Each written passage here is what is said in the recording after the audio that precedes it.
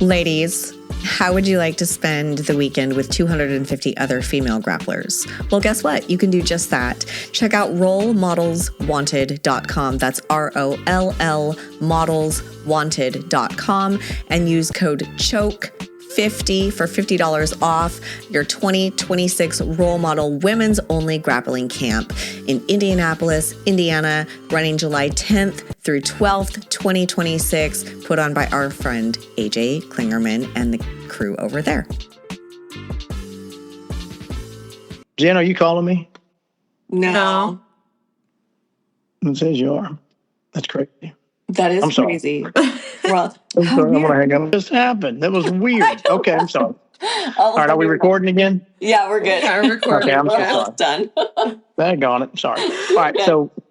I'm Jen. And I'm Mel. Welcome to Chokeholds and Chill. We are so much better now that we are talking to you. Yeah. I doubt that.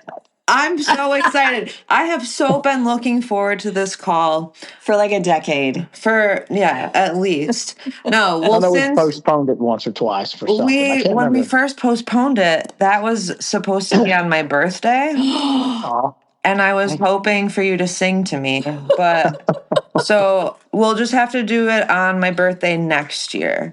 Right, we'll do it again. So if you want to We'll just make it mark your annual. calendar, yeah, Troll like Mallory. you owe me. I do.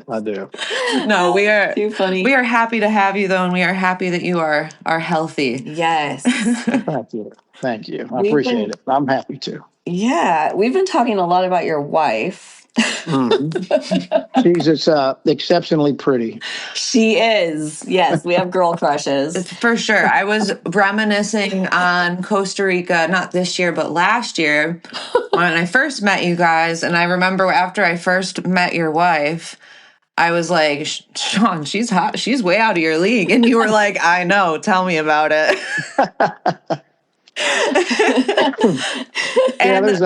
I sometimes get a little cocky and I'll be like, man, I don't know if she deserves me or not. And I'm like, and I'll tell people, I said, don't you think she married up?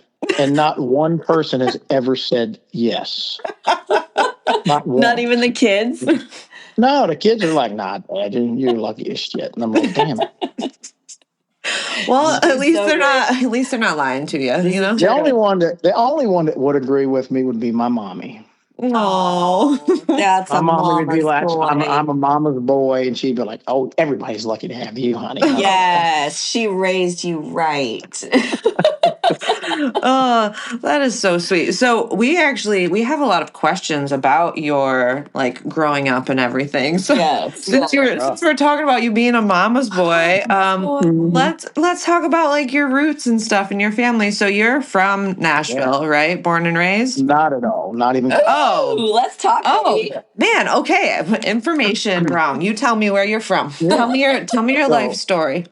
I was born in the great city of Cincinnati, Ohio. Oh. Yeah. And my mom just happened to be over there when she had me, because I was raised most of about 95% of my life was raised in Kentucky on the Ohio River in a little city called Newport, Kentucky. Okay. And when I was born there, even growing up there, it was one of the poorest cities, I believe, in the U.S.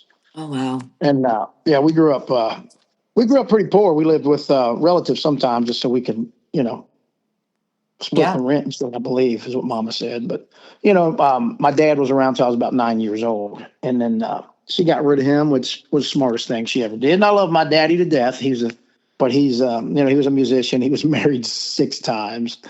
After her. My mom was the first. And so she got out of that mess, and she remarried when I was 21. And she's been married to that guy ever since. But grew up in Newport, Kentucky on the Ohio River, running the streets in Newport. It was way different. There was no social media to get in trouble for, so we did crazy stuff all the time. And we lived through it. That's the thing. We didn't die. And I got into sports and played a lot of sports. I was a big, big football kid. My dream was to play in the NFL. And God's dream was you're only going to be 165, 5'10", and you're probably not going to play in it. And I was really fast. I had really good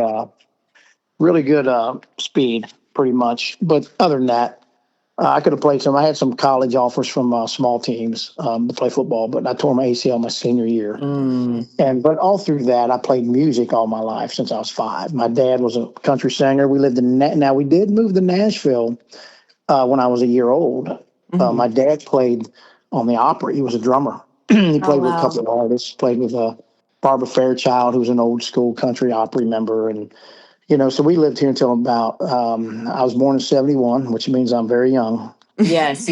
And I was born in 71. We moved to Nashville probably around 72, moved back about 76. Okay. So then I was raised in Kentucky. So I barely remember Tennessee, Got a few pictures from when I was a kid, black and whites, of course, a couple color ones. But, Some sepia tone. had that bowl cut like all the kids did back in the day. Yes, you did. I grew a fat mullet baby when I was about 16, 15 years old. It was Oh my gosh. We're going to and need to see photos. I didn't know what a mullet was until, I don't know, about 2001 or 2 when they said that Blake Shelton's got a mullet. And I was like, what the hell is a mullet? And I said, oh, that was a haircut back in our day. We didn't call it a mullet. Yes. But everybody had that if you were cool. So I grew up there on the Ohio River, just running the streets, playing ball, and that's where I grew up. I played music a lot, and about 11, 12 years old, was playing drums in my dad's band on the weekends when football season was over. Then I had the passion to move to Nashville as soon as I turned 21 because I wanted to make sure I could get into the bars and get, be legal. Yes. So as soon as I turned 21, June 19th of 92. I was 1. What? Man, I can't wait till the next I was in camp. high school, Shawn. I was in high school. Don't worry. Don't worry. Poor baby Mallory doesn't know. She's just a little one. She don't understand. That's funny. It's all history lessons for her. I love it. Okay, continue. Everything's history for Mallory. Oh, she's so young. Anyway, so playing music, and I thought I'm going to move. So I was in Nashville July 9th of 1992, right after I turned 21, and then just pursued the country music life. I was running around trying to sing in bars, and they always had open mics. I was writing songs. I started just going to open mics, writers' nights, and ran into a young kid at a place called the Broken Spoke in Nashville. If you know deep country music, you'll know who this guy is because he's probably known as one of the best voices in country music. But I heard him sing and walked into this bar on a Tuesday night, and there wasn't too many people in there. And this kid with just a ball cap, was up there singing a Garth Brooks song, but way better than Garth. And I was like, who is this kid? And then I got up and sang, and he liked my singing, and we started talking. His name was Daryl Singletary. Yeah. Yeah. And we ended up being best friends. He moved in with me and was one of my roommates until he got a record deal in 1995. And then, so I just played music. I moved there playing drums, and I learned how to play guitar, and then, just singing all the time. So that's pretty much a quick, brief life story, or early age life story. Yeah. So you mentioned like playing the drums in your dad's band. When did you start playing guitar and singing and all of that? Man, I didn't really start playing until I was 18. I wish I would have started when I was a kid, but I was playing drums all the time. I didn't really have to play guitar. And then I started fronting a band in Cincinnati. I left my dad's band and started just kind of reaching out, doing my own thing from about 18 till I turned 21. And then I moved to Nashville. And then I played drums for a couple bands in Nashville for a couple years as I was writing songs and then just going to every writer's night. And they used to have competitions back in the day. There'd be like 20 people show up to sign up for a competition. You'd win like $200, first place, 100, second place, stuff like that. And they would have a random 3 or 4 people in the crowd that was the judges nobody knew about. And then they just write down. Yeah, it was really cool back in the day, man. It's different now. Nashville's it's not even on the same level that it was back then. Yeah. Talent-wise either, but the good old days, back when Mallory was 1. Poor baby Mallory. I know. Yes, I remember them fondly. Like before the internet too, so good luck finding anything nice. That's awesome.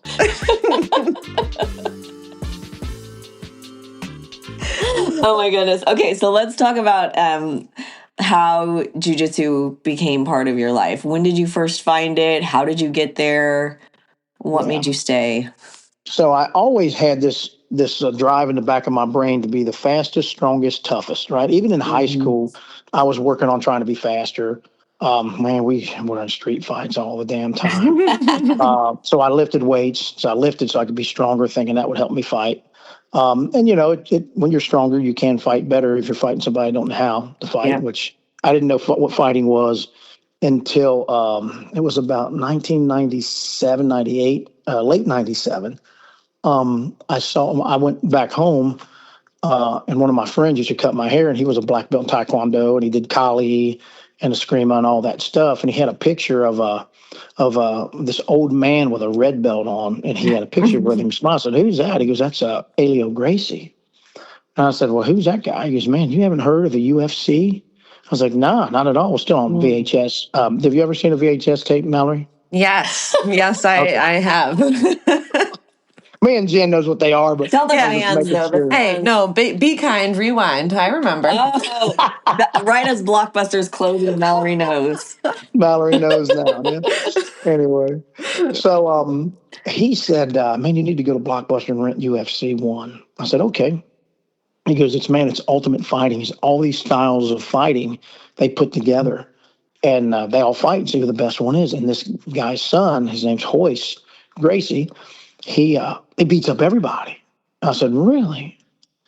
I said, "Yeah." I said, I guess it's just karate, right? He goes, "No, it ain't karate."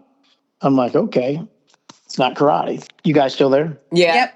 We're enamored. And yes, and I'm sorry, I heard something going on there. So I was like, okay. So I rented it, right? And I saw this skinny, tall kid choking out everybody in this UFC, like beating up karate guy. I thought, the karate guys were going to beat him up, or the boxers or the wrestlers, but he just was tapping everybody out. And I was like, okay, that can't be right. They can't work like that. Right. So I said, "Man, who do you know that does this?" And this was still in Kentucky. I was living in Nashville, but I knew he knew martial arts. So I was like, "Who does that around here?" He goes, "Well, there's a kid, and his name is Bryce." He goes, "And Bryce Moore." I said, "Man, I know that name, dude." He goes, "Yeah, he went to Newport High School." He said, "But I think he's your brother's age, which is about 4 years younger than me." I was like, "Oh, okay, man." So I said, "You got a number on that kid?" So he gives me his number, Bryce's number, and I called Bryce, and I said, "Hey, Bryce, this is Shawn Hammonds." He goes, "Shut up." I said, "Yeah, Shawn Hammonds." He goes, "Do you mean Newport high school football star Shawn Hammonds?" I said, "Well, I mean, I guess, yeah." I put it like that. Well, I did okay in football for a little while until they found out I was really small. But anyway, so I was like, "Man, you do jiu-jitsu?" He goes, "Yeah, man. Yeah, I do jiu-jitsu." I said, "Man, can I do some privates with you or something?" He goes, "Yeah." I said, "Yeah." So and when I saw him, I was like, "I know this kid. He was a little pothead in school." Yeah. And he looked like nothing. I said, "Man, I'm going to kill this guy." Like, I was strong and benching 400 pounds. I was 200 pounds. I was a strong guy. And I was like, I'm going to break him. And he beat the holy shit out of me. And I was bouncing downtown in Nashville and doing security and thought I was the shit. And I was not the shit at all. And then I said, "Man, this is amazing." He goes, "Yeah, man." He was a blue belt under Carlos Machado. Oh, wow. Out of Texas, even though he lived in northern Kentucky. And Bryce was at the time about 175 pounds. And he started teaching me jiu-jitsu. Now, his way of teaching me was to beat me up and not really show me a lot because at the time, but he did show me some. He did show me some stuff. And he would tap me out and show me how he did it. And I was like, "Yeah, show me how you're doing all this stuff, man." And then he goes, he found a Hicks and Gracie newsletter. He said, "Hey, man, you got a guy in Nashville, Tennessee that's teaching jiu-jitsu." I said, "What?" He goes, "Yeah, I said, "Here, take this." So he gives me this, it's a Hicks and Gracie newsletter. And his name was Eric Silver. And I was like, huh. So I call Eric up, and this is how I was. I was like, "Hey, man, how you doing?" He goes, "Yeah, man." I said, "Man, I want to try that jiu-jitsu out." He goes, "Okay." I said, "Hey, if I beat everybody up, I'm not going to sign up." And so I went there, and I didn't beat up no one at all. they kicked the shit out of me, and they were small guys, even smaller than Bryce. And I was like signing up immediately.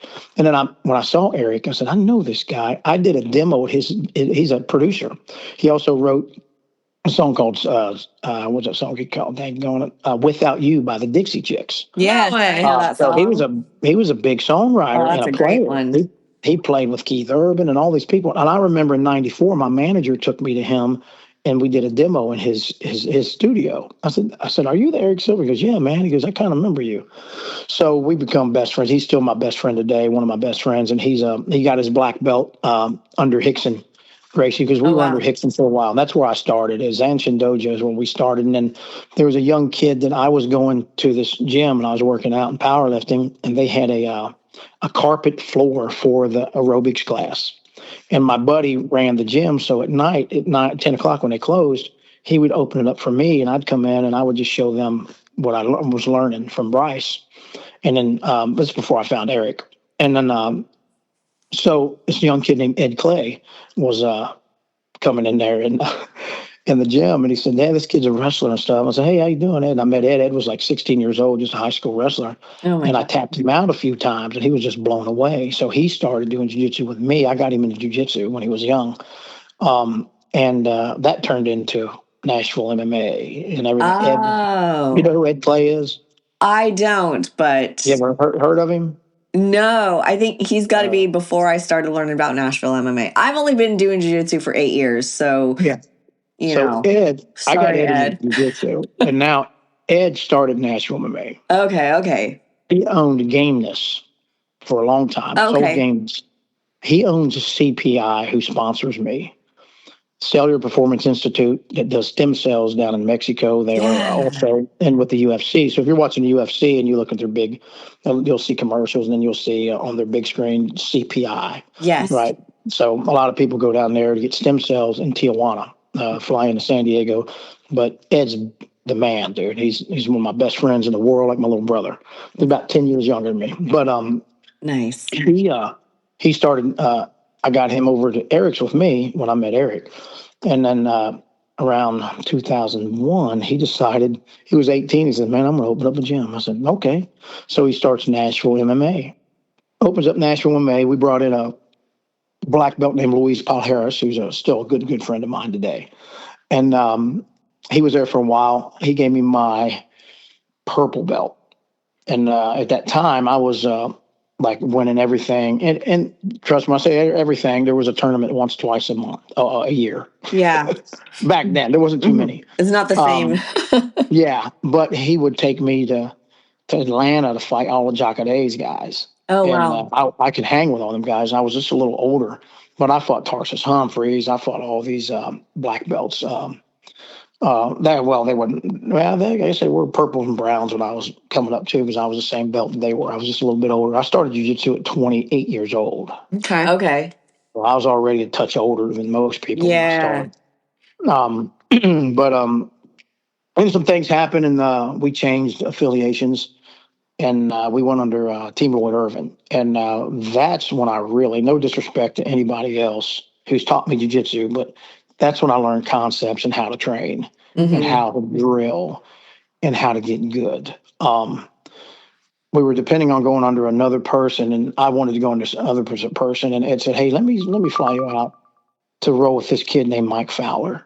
He goes, "He's under Team Lloyd Irvin. This Lloyd guy is a monster. I met him, and I like him a lot, Shawn." He goes, "Let me send you out there." And I went out there. As soon as I went out there and rolled all them guys, and the way they taught and the way they trained, I didn't think about going under anyone else. Yeah. I said, we need to be on this team.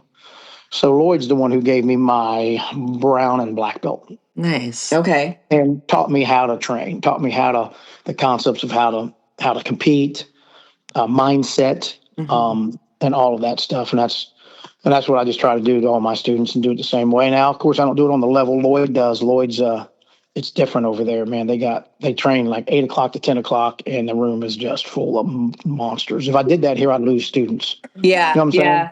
So I have comp classes here for them people that want to do that kind of training. Nice. And that way I have fundamental classes where, people can can learn jiu-jitsu without dying. Right. Those are the We classes. treated like a wrestling room. Like his gym was like an Iowa wrestling room. That's tough. Yeah, it was amazing to come up in, tell you that much. Oh man. So I want to hear a little bit. Oh no, sorry, I didn't want to cut you No, off. go ahead. That's it. I mean, that's about all I mean, I could probably elaborate on some, but that's about it. That's about how, that's how I got my black belt. Okay. Yeah, I want to hear a little bit about like the road to black belt because like was there ever any point during your journey that you were like feeling burnt out at all or that you ever even thought about like stopping or taking a break? No, I did take a break, 2 weeks.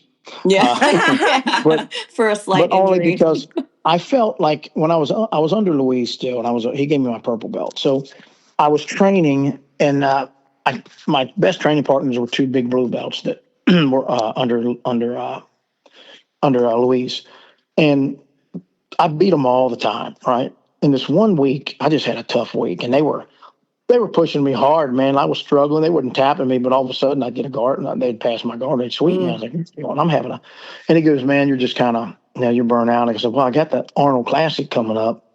I don't want to take off. And Louise goes, take a week off, maybe 2. I was like, okay. So I took 2 weeks off. I came back, went to the Arnold Classic in 2003 and went through the purple belt division and won my division.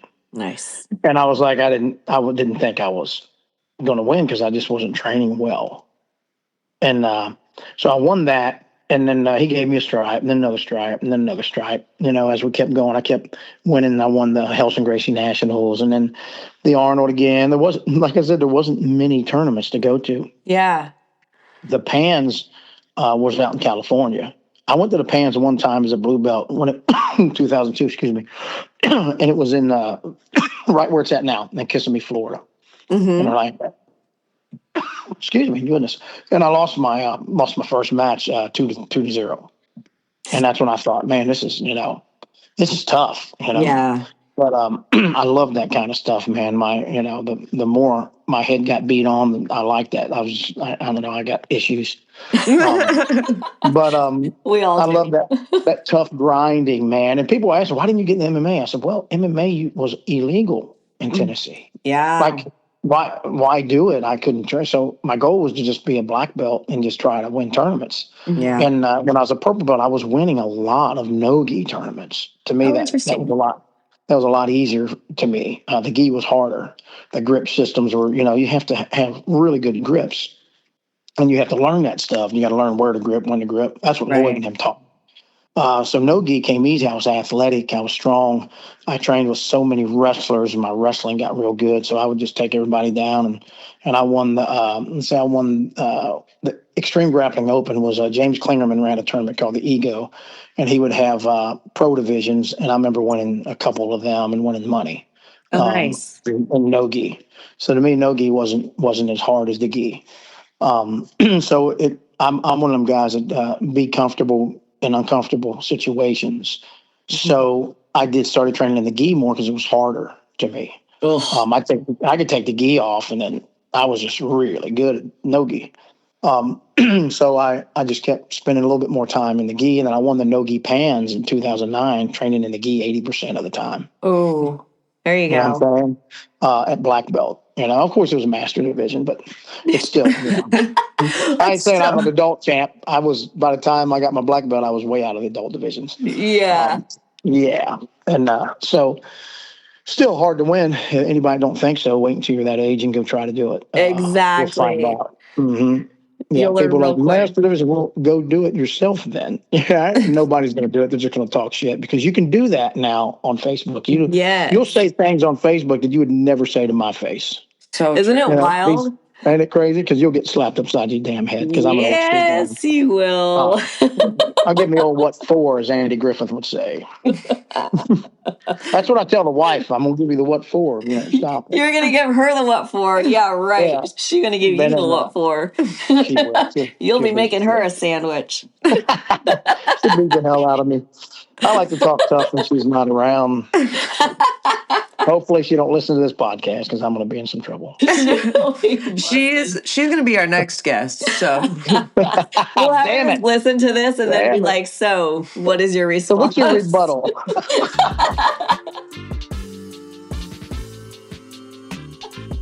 It's a new series. We went under Lloyd, and Lloyd, I remember him calling the head up and said, man, Lloyd likes you, dude. He says you like to fight. He says you like to grind. He goes, he likes you a lot. So I was training with Mike Fowler a whole lot, and Mike was really, really tough. Mike beat the shit out of me when I first went up there, man. And I was like, goodness gracious. And he was 165. Oh, geez. And I was a 200-pound purple belt that was winning everything on the East Coast. Except I didn't go that far east where they're at in Maryland.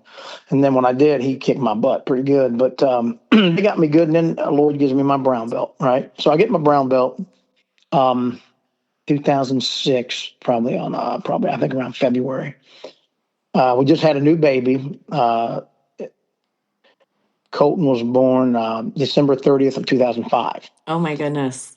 So I'm talking to Lloyd on the phone, and he goes, hey man, you ever thought about doing the senior international for your age group? I said, I can fight guys my age. He goes, yeah. Wait, the senior is the best part. Yeah. I'm already 35 years old, and I'm fighting all these young kids all the time. I said, well, nobody told me this shit. Oh, it's so funny.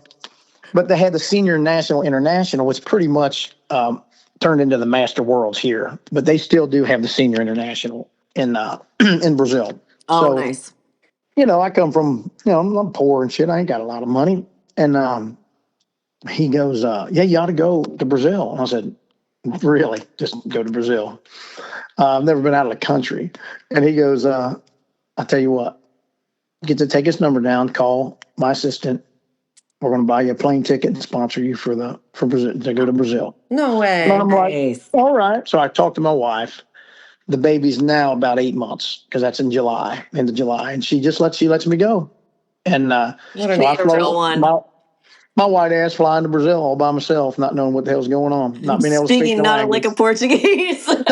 Nothing. He gave me he said, here, take this piece of paper, keep in your wallet. He goes, give this to the cab driver. He'll take you to the team. I said, okay. Oh, wow. So we fly into Rio, and I'm trying to get through customs and all this, and I don't know what I'm doing. And this guy walks up, and he sees my ears, I guess, and he's like, need some help, Master? Yeah. So he helps me get through.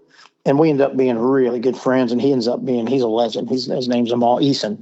So Amal is one of my best pals out of Denver. If you're ever in Denver, you want to train good jiu-jitsu, go to see anybody with Amal Eason school. He's my fave. Nice. But Amal Eason, he helped me get through it. I didn't know who he was. He was a black belt. I was a brown belt. And I figured, I said, that's that dude. And I ended up fighting him in 2010. It was 2010 in the Pans in the semifinals to go to the finals. And I was winning that whole match, and then he ends up sweeping me and wins. And then he's a multiple-time world champ. We've had a really good match, good match. But a great guy. But he's old Henzo Gracie guy. But anyway, so I give my that piece of paper to the cab driver. Takes me right to Baja Bela in Brazil. You got Rio right there. You have Ipanema, and you have Copacabana, and then you have Baja Bela. And so we stayed there. And then I went and trained at a couple schools there. I went to Brazilian top team and trained. Oh, nice. But my favorite place to train at the time was Brasa. They're now Checkmat, but Brasa's still around. But all the Checkmat, Atos, AOJ all came from Brasa. Okay. So they all came from that. Leo Vera and his brother Ricardo Vera. Okay. And I think now Leo kind of runs Checkmat. But so they were really nice to me. They wouldn't let me pay. I bought a shirt and stuff. But I remember being in a 10 o'clock a.m. morning class with 8-10 black belts. And I'm like, this is crazy. There was no black belt. I was the highest level in the Middle Tennessee area at Brown. And to be and then I was rolling. I was doing really well with some of the black belts. I was like, shit, I'm doing pretty good. And then another black belt just kicked my ass. And from what they say, I was a pretty tough brown belt. But so I compete. And I compete at the senior international, right? They did the open first. So I did the open first, And the guy I fought, this is before I really learned how to play any deep half guard, kept jumping guard and going deep half and sweeping me with the waiter sweep 3 or 4 times. He couldn't pass my guard. I would end up standing back up. And then I snapped single and took him down and scored on him, lost 9-2. And I was mad as shit. And he was about my size. And I said, man, I hope this guy's in my division. Yeah. So he beats me the first day. And then the next day is our division.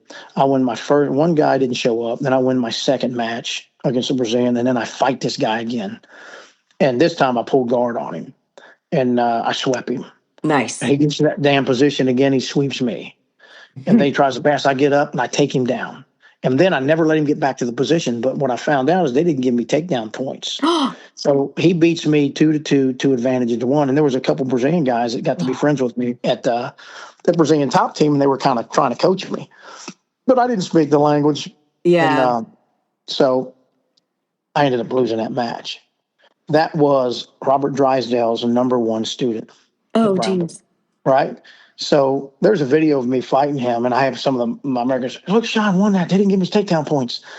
And Robert came up to me and goes, man, where are you from, dude? You're tough, man. So I'm a Lloyd Irving guy, so we got to be good buds. And I was the second school Robert Drysdale visited when he moved to the United States in 2009. Oh, wow. Yeah. But before that, here's a funny story. As I was getting on the mats to do the open division, I had my wedding ring on, right? Well, my knuckles have swollen, and my wedding ring was the real one that my wife put on my hand. Oh, no. I could not get it off. So a bunch of these medics come over, and these Brazilian girls started wrapping thread around my knuckle. Oh. And that's how they got that damn ring off. I could never get it on. Wait, what did my they do? knuckles were swirling. Thread, like needle thread. Yeah, I've seen videos of them. They pulled that thing right off. And I said, well, that ain't going back on again. So I put that on the thing and ended up buying these rubber rings that I wear all the time. There you go. So anyway, I just thought that was a funny story. But because they would DQ you. Like, I couldn't compete with that on. Right. If they couldn't have got it off of me, they would have DQ'd me, go all the way to Brazil, get sponsored, and then not be able to compete. I'd be pissed. To like cut it off. Yeah, cut it off. Get the Dremel. Yeah. So I come back, right? And then I was a brown belt about 17 months, and I go to team training at Master Lloyd's place, and I'm doing well with all the guys and the black belts. And then I didn't expect to get a black belt because I thought, give me one more year at Brown. I'm ready to go compete. Yeah. And all of a sudden he puts a black belt on me in February 2007. I'm like, shit, this ain't good. Right? So I'm like, this is scary. So first 3 weeks after I get my black belt, I go to the Arnold Classic, take all of my students with me, and jump in the black belt division. And a guy named Milton Alzavedo from American Top Teams in my division, and his belt's all tattered and beat up. And I have this really shiny, pretty black belt. You can barely tie. And my students are looking at me petrified, like coach is going to get killed. Right? He's a Brazilian guy. And I'm staring at this Brazilian like I'm going to eat him. Like I had that eye of the tiger. Like Lloyd had me, like I would stare people down. It was crazy. Literal fight to the death. Today's episode is sponsored by Mil Usos Skincare and Limitless Tape. Yeah. Oh, yeah, it's funny, but I'll tell you about the pans in a minute. That stare didn't bother anybody. This one guy, anyway. But I ended up winning the Arnold, and I beat that guy like 5-0. Wow. Took him down, and they were just freaking out. And that was 3 weeks after I got my black belt. Shit. 2 more weeks after that is the Pan American Championships, 2007 in March. I got my black belt February 10th of that year, 2007. So I get in there and I'm fucking staring at these. I'm sorry, cuss. I'm staring at these people. All right, good. I'm staring at these guys, and they're looking away, and I'm like, I got this guy. And I had one Brazilian. The first guy I fought had tattoos from head to toe on his head, and like he was tough, and I'm just eyeballing him like he's nothing. And I get out there, and I ended up beating him like 10-0. And then I fought a guy, it was Team Mika, they were called, and I beat him 5-0. And then in the finals, I didn't know who he was and didn't really care. It was Frangina, who's a legend, right? Frangina is Bill Cooper's coach. He's Jeff Glover's coach. Oh, wow. The kid that died that was in the movie Paul, what's his name? The actor, famous actor. He's Yeah. It's Fast and the Furious guy, Paul Walker. Oh, yeah. Yeah. So Paul was a brown belt under Frangina. Oh, I did not know that. Oh, yeah, sure was. And so I'm fighting this guy, and I'm winning with a minute left by an advantage. And I'm like, yeah, I got this. I'm going to win the pans first year black belt. And they're starting to hit a stalling call on me because I was kind of stuck and I couldn't move. Yeah. And the only movement I could make was a back step to try to move. And when I did, he swept me and time ran out. He wins. And I find out that's Frangina. He was a black belt in 1990 or something. He's had a black belt longer than before I started jiu-jitsu. And, before Mallory was born. That was before I was born. Oh, that a girl.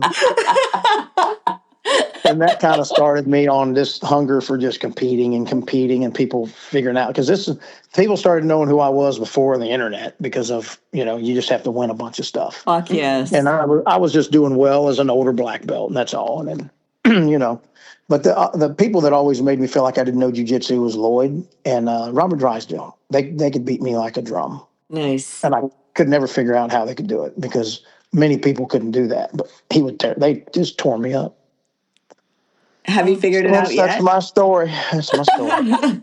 Sticking to it. That's right. So at what point during all of this did you start Team Shawn Hammonds Jiu-Jitsu?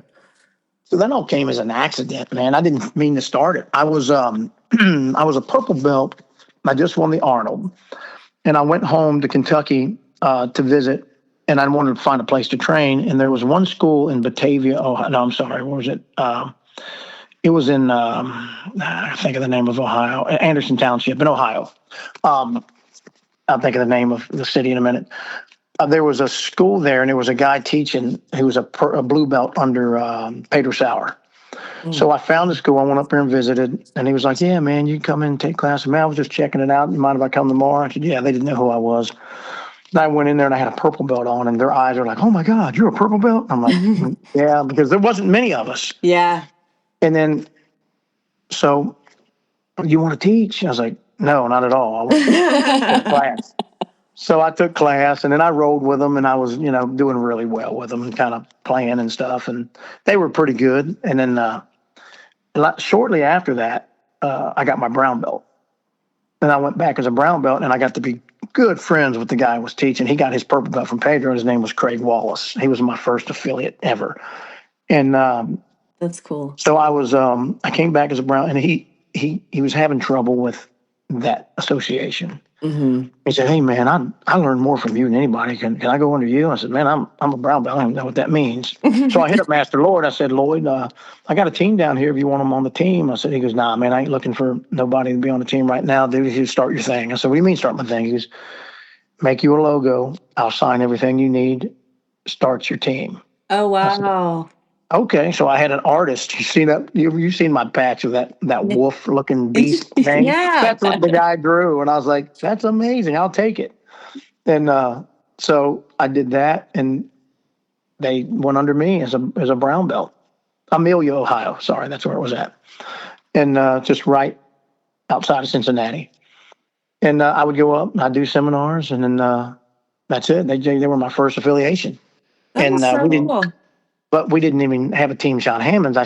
Anybody competing under Lloyd Irvin. Mm-hmm, right. I said, anybody under me, we sign up for Team Lloyd Irvin. So then after I won some stuff, then I had people calling me, hey, man, how do I get on your team? Or I had somebody say, man, I want to be a part of Lloyd Irvin, but he's not taking anybody, and you're one of his black belts, are you? And I was like, well, yeah. So then my thing is I should have vetted a lot better in the beginning. Now I vet pretty hard to see if I want you on my team. You have to have really more, you have to be better character than you are good at jiu-jitsu. Yes. Right? I don't really care if you're not good at jiu-jitsu. You got to be good people. So we just started growing and people, and then I was trying to come up for a name because Lloyd said, start your own team, and all the black belts that were under me said, why don't we just do Team Shawn Hammonds? And I said, well, okay, we can do that if you want. I could have come up with any name. But that's the name they wanted, so we went with that. I love it. And then they just started growing and growing and growing. And then I got like about 31, 32 affiliates right now. Woo, that's what I was going to ask. Cool. Holy cow. You're like kind of a big deal. He knows. Ask my wife. She'll be like, "What? He's nothing." No, that's funny. That's funny. That is really, He's really, really cool. a big deal with Cara Lynn on his arm. That's it. Carolyn's like, "It's Shawn. It's my husband. I will slap him." I'm like, "Damn it. Wait, Every time you drink wine, you start hitting me, and you need to stop." So at what point during this all did you meet her? And how did you guys Yeah, where did this all come in? Well, so I moved to Nashville with a girl that I thought I would marry. We were together 4 years. She sounds like a bitch. Yeah, it didn't. Nah, she's actually good people. I'm just kidding. They're like yeah, neighbors. I'm like, she's not She's our good girl. people. No, I'm just She's kidding. good people. But it's probably a lot of shit that I did that screwed that up. But I was single for 2 years, man. Oh. And so I was just kind of dating and just having fun and playing music and having fun. And this damn redhead, man. Let me see where was when I met her. So I was playing music, and my buddy Ira Dean. So my buddy Ira is a great songwriter, but he was with a group called Trick Pony. Yeah. Trick Pony had some hits out. One called Poor Me was real big. Mm-hmm. And but before all of that, he used to play with me a lot, play bass guitar in my band a lot. And we played a lot together. And then he started this band called Rebel, him and Keith Burns and Heidi Newfield. And then they turned into Trick Pony, got management, got a record deal. Well, he was dating a girl, and she ended up being roommates with my wife. And he goes, "Man, you gotta meet this daggone girl." And I always would tell his girlfriend, "Man, when you want to introduce me to some of them friends of yours?" She goes, "They're all sluts." I said, "Of course. What do you think I'm looking for?" And then, but she would never introduce me. And then she goes, "I got one for you." And then she introduced me to Carolyn, and all of a sudden I'm wanting to hang out with her every day, all day long, all the time. Oh. So she pretty much screwed up my single life. He did. And I'm still pissed about it. Trying to relive the glory days. How long into jiu-jitsu were you when you guys met? So really, we met in 96, so I didn't start till 98. I found Okay, so she knew you before all of this. Yeah, she knew me before jiu-jitsu. Sure did. What was her first impression of the sport? Because she's an athlete herself. Yeah, she thought it was gay. But anyway. That brings us to our next segment, gay or not gay. Gay or not gay. I tell people all the time, I say, "Look, man, outside of this place, jiu-jitsu is the gayest sport you've ever seen." Truly. Try to explain it to your friend who doesn't do it. "Hey, man, come here and get between my legs." Come right on. there. You just Better, closer. Right? Yeah. No, you got to get closer. Like push your hips under me. There you go. That's all you got to say. No eye contact. But anyway. But yeah, she was okay with it. And then what happened was I started doing it more, and then she started being like, okay. So it's kind of like another girlfriend. I'm getting jealous because jiu-jitsu's taking more time away from. Oh, and I was already working 3 to 4 jobs. Right. Mm-hmm. So I didn't have time. So what I did is I turned jiu-jitsu into my job. Mm-hmm. There you go. And as I'm making money at it, she's okay with it. So that's pretty much how I got to doing jiu-jitsu all the daggone time, Mm-hmm. Oh my God. That's so cool. So did she fall for you right off the bat? Oh, hell yes. 100%. So she'll tell you so she left didn't. her off her feet. Now let me tell you otherwise. So this is true shit now. I had a mullet still, right? Yes. So and my mullet was badass. So my buddy Ira calls me and says, "Hey, I want you to meet this girl." So we met, and he played her some of my songs, right? And when I met her, we went to Ira's apartment, and I had to change clothes there. So I went and I changed. She'll tell you too. She'll say it was horrible, but I took my shirt off and put on this muscle shirt that I made. How the ones you tie up. And, come on, quit laughing. It's not funny. This is serious shit. So, but I think that's what did it. And then obviously. Yeah. She did not. And then she might say some stuff, but we pretty much made out all night until I had to go take Ira to the airport so he can fly out. So she says anything different, she's full of crap. Well, we will fact check this when we talk to her No, next. no fact check. But no, No fact that's the truth. No, that's the truth. That's what happened. I And believe it. And she then I just has, kept. yeah, she's a musician too, right? She's a great singer. Yes, she is. She plays a little bit of guitar, but good singer, good harmony singer. But she'll tell you she hates to be in the spotlight, right? But I put her there a lot. Yeah, you do. How do you not, though? Look at her. How do you not like spotlight I mean, Cara she Lynn? might not be the prettiest thing you've ever seen, but she's mine. She might drive a Jazzy around and wear an eye patch, but she's yours. Yeah, she's mine. Oh man, it's funny. Some of the funnest times in our marriage though, when she was cheering for the Titans. Oh, yeah. Tell us about that. So yeah, 3 years she cheered for the Titans, 2001, 2, and 3, and then I got free tickets, so I always got to go to tailgates and had good seats, and so that was fun. And then she, of course, she's on TV some, and she got to do a thing with Oprah one time when Oprah came to Clarksville for the military. Cool. They had they had the cheerleaders. If you YouTube, you probably find it, but they had the Titans cheerleaders. Where when she would give away prizes, the girls would run out in the crowd and throw the prizes out and stuff like that. And she got to meet Cindy Crawford. Cool. Stuff like that. Okay, Cindy Crawford is like way more important than Oprah Winfrey in my world. I 100% agree. Yes. That's incredible. How fun. That's so cool. We're gonna starstruck by your promo video is actually gonna be your wife with Girl Crush playing. 100%. It's not about Shawn anymore. We're just obsessed. Okay, sorry. Let's get back to jiu-jitsu. Was there ever a time that you tried to get her to try jiu-jitsu? Yeah. She did. She trained for about 3 months. Okay. I gave her a stripe on her white belt. She's really strong. And Yes, she is. so what happened was she was teaching cardio kickboxing all the time. And one of my black belts, Floyd, said, "Hey, man, I think I'm going to try to get all the girls and just do a girls only class." I said, "Go ahead, man." And he did. And his wife, Charmaine, and my wife are best friends. They work together.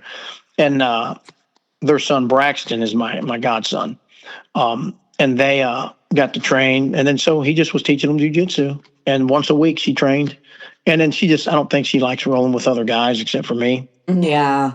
So that's what it was. And, yeah, so she didn't continue, but she wraps her little skinny arms around your neck. She can choke you. She knows how to do that. Those are guns. Those are not little skinny arms. I know. She's strong as shit. Yeah, she is. Does she have a pretty good understanding of all things jiu-jitsu?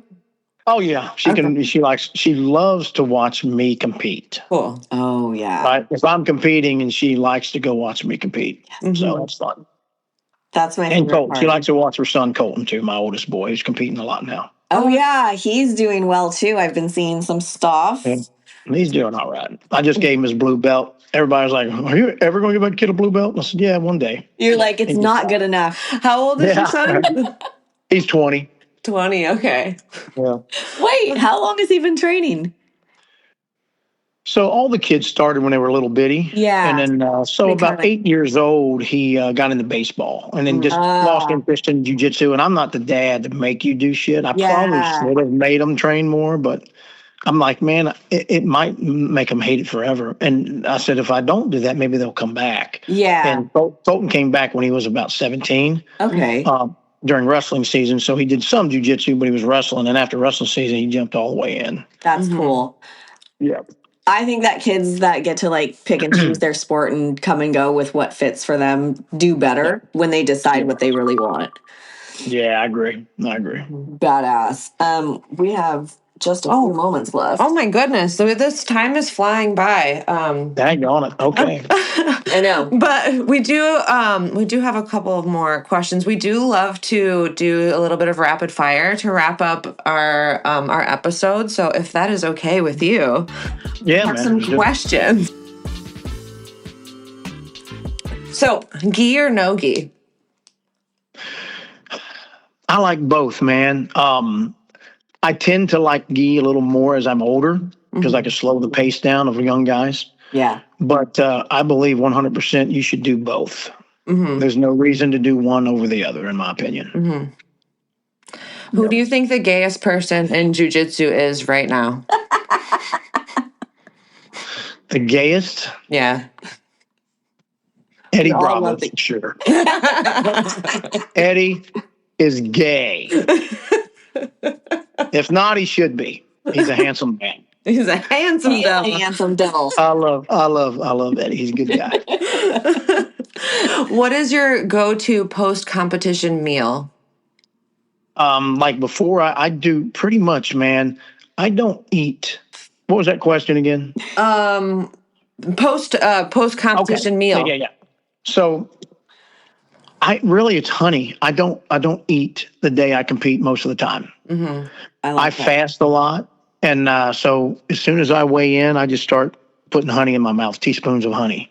Okay. And that's it. I don't really, I don't eat much during competition. And I've already done all of my food and all my stuff the day before. And so, I'm ready to go. I'm usually all energized up, and I'll take some honey because usually I compete before noon or 1 anyway if I do compete. Yeah. They let the old people go in the morning. If you're on weight I would do, if I did anything, it'd probably be some pancakes. Yeah. What about post-comp? What is your celebration meal? Whatever I can put in my daggone mouth. No, I don't, whatever, anything. Whatever we're going to get. Like, of course, I love Brazilian barbecue a whole lot. Those are my favorite things to eat. So. Can't go wrong there. What is your favorite submission? Probably, I'm a Kimura guy, topside. Yeah. Kimura a lot. Yeah, I like to get in the Kimura. And, Yes. yeah. I need to come spend some time with you because I'm a Kimura gal. Yeah, I like it. They're everywhere. I love that. What would you use one word to describe your team and its culture? I like this. Family oriented, pretty much. Love that. We do have it's funny, man, because and this is in the jiu-jitsu, probably in the population of most jiu-jitsu guys that look scary are usually the nicest guys you've ever going to meet. Yep. And that's we are all like that. Like you come in the gym and you start training, we're going hard. You might think this guy hates me, but then after that, we're taking you out to eat or, Yeah. So yeah, I like that kind of vibe, man. There's got tons of friends that look scary as shit of mine that are tough as shit, but they're the best guys you ever met off the mats. That's one of my favorite things about jiu-jitsu is like you become friends with unlikely people and then there's nothing 100%. like you would expect. Yeah. Yeah. 100%. The scariest thing about jiu-jitsu, in my opinion, is coming into the school and having the confidence to walk into school and not be scared. Because most people, that's half the battle is walking in. Like, look at these guys, their ear, look at the tattoos, look at these ears, and and then you find out that, hey, how you doing? Everybody's, how you doing? How's your mom now? Yes. Yes. What is one thing people might be surprised to know about you?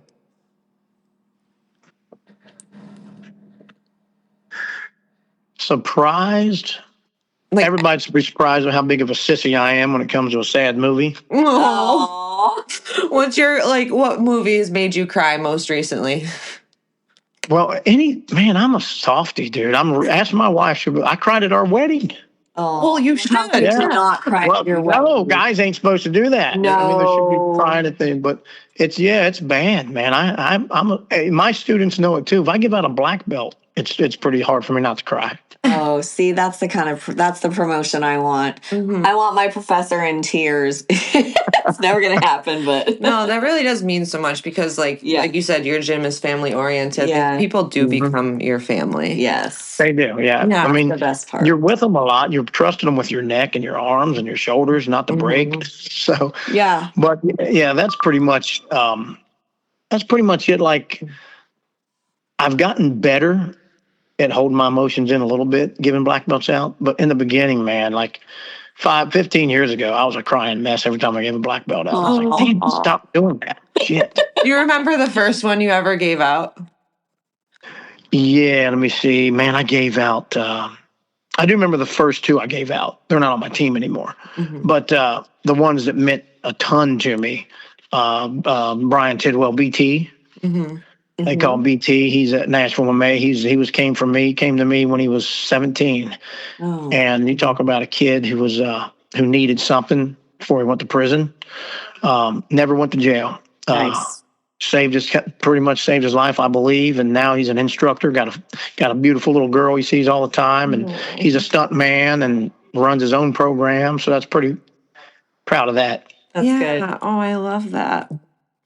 If you had to super fight tomorrow, what would your walkout song be? Merle Haggard, Fight Inside of Me. Yes, I love that. So good. That is so good. And I mean, I feel like this podcast would be a fail if we didn't mention the song Whisker Biscuit. Yes. Yes. You thought you were going to get away with it, didn't you? Oh yeah, I was like, please don't bring it up. But yeah, it's beautiful. I actually I sang it last night because I played music last night. We won't make you sing it on here, but we might, we'll probably post a clip from you singing it in Costa Rica. Yes. Because it really is. It's a work of art, and I loved it so much. And you sent us a couple weeks ago. You sent us a clip of a recent song you were working on, and it was just incredible. It's so good. It's so good. Tell us when we can share that or when it's available for download so we can plug that too. Well, which one did I send you? Hold on. What was it called? I'm on my phone, so I can't look. What did you send us? I'm thinking I'm sending you. There's a song I just wrote that I'm really excited about called Honky Tonker. That's what you said. Yes, Yep. yes. Honky Tonker. Yes. I just finished it, but it's not going to be out on me. We have a young kid named Colby Lee Swift who was on American Idol. Whoa. Okay. Yeah, and he's cutting it, and he's got a deal with BMG right now, and working on a big major deal. He's a young, good-looking kid out of Texas, and sings really well. So I'm pretty excited about that. It could be a big song for us if it's his first single, which it looks like they're interested in it being his first single because it's got that just real catchy. Oh my God! And got that 90s sound. So we'll see. We may have a hit song out there. I hope that's amazing. I have chills for you right now. That's so fucking cool. I'm so excited for you. I also feel like very honored that we got a sneak peek of this. Potentially hit I'll send it to you again to make sure you got my copy of it. I don't know if I sent you the full. How long ago was that? Like a couple days ago. Oh yeah, I probably sent you. Yeah, it's a final mix. Yep. Yeah, that's the one, man. That's good stuff. That's just my version of it. His version would be pretty close to mine. Excellent. I cannot fucking wait. Oh, that's amazing. Got it. I'll send you his as soon as we get it done. Mm-hmm. Yeah, that'll be great. I'm really excited to hear it. Two more questions and we'll make it quick. If your best friend had to describe you in 3 words, what would those 3 words be? Well, hell, I don't know. You'd have to find my best friend and ask him. I would be surprised if it wasn't helpful because I'm kind of helpful. I kind of go out of my way to do a lot. Anytime I've ever been burned in Jiu Jitsu, it's some of the people I help the most, which is horrible. But I don't know. I think they'd say I'm pretty helpful for them. Mm-hmm. I like it. Any other ones? I don't know. Just helpful. Just a helpful guy. Helpful. Well, I would say that I know I'm not your best friend, but I think you're pretty fucking entertaining. I would say that. I also think that I'm you're different. Honest. Yes, I do love that. Pretty honest. I feel like you're pretty, like what we see is what we get. Mm-hmm. Yeah, I don't sugarcoat too much. You're either going to like that or not. Ain't that the truth? Well, I'll tell you, I love your coaching style, and I love learning from you. We love you. So last question, where can people find you? So if you just Team Shawn Hammonds on Instagram, TSHQ is my school, and then you can go Shawn Hammonds Music. I got like 3 Instagrams right now. Perfect. That I run. So yeah, man. Amazing. Or you can find me here at 2909 Armory Drive, Nashville, Tennessee, at Shawn Hammonds Jiu Jitsu Academy. Yes, I have actually never been to Nashville. I've only been once. Oh, it's fun. Overdue. Yeah, so we'll definitely make that happen eventually because I love training with you and learning from you, and we appreciate you so much for giving us your time today. Thank you, Shawn. Well, thank you for having me. I appreciate you guys so much. So much. Honestly, we're just using you to get to your wife. So yeah, everybody does. Give her a big hug for us. Yes, I will. please. Thank you, ladies. All right, Shawn, we'll talk to you soon. Take care. All right. Bye-bye. Cheers. Don't forget to like, subscribe, and share. Check us out on Instagram at chokeholdsandchillpod or shoot us a message at chokeholdsandchillpod@gmail.com.